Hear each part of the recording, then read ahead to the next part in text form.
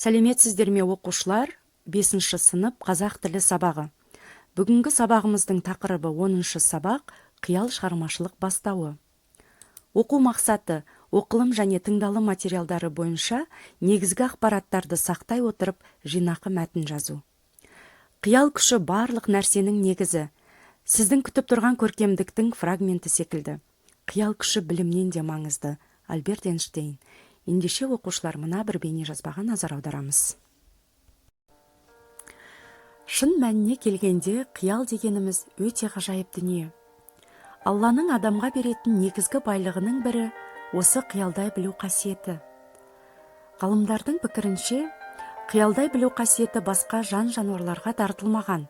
Демек, адамзат дамуының түпкі заңдылығы, оның бүгінгідей өркениеттік биік деңгейге көтеріле алуына, адамның осы қиялдай білу қасиетіне молынан қатысты екендігі анық. Қиял дегеніміз төбеміздегі көк зеңгір аспан секілді де, адам ойы сол қиял аспанында шар құрған қыран құс секілді. Егер адамның қиял әлемі соншалықты кең болса, оның ойы да қыран құстай неғұрлым алыстарға самғап ұша алады. Армансыз адам қанатсыз бұлбұл. Иә, мына өмірде армансыз адам жоқ шығар сірә. Арман әр адамның қиялы мен қалауынан туған биік шың. Ол адаммен бірге өзгеріп отыратын өміріміздегі ынталандырушы күш. Арман қиялдың жетегінде кеткен орындалмас нәрсе деп ойласақ, қатты қателескеніміз. Чемпион жаттығу залдарында пайда болмайды.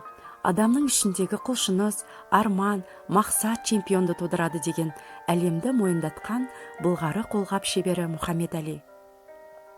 Мақсатымыз айқын болса, арманымыз орындалады. Армандарыңыз болашақтарыңыз.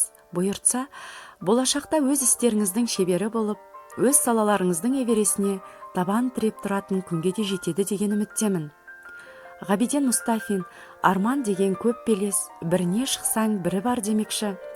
Армандарымыз таусылмасын. Қиялдағы армандарымыз өмірде өз орнын тауып, діттеген мақсаттарымыз орындала берсін. Осымен оқушылар, қиял әлемі атты ғажайып бөлімді аяқтаймыз. Бұл бөлімнен әр оқушы өзіне керекті, пайдалы дүниені алды деп ойлаймын.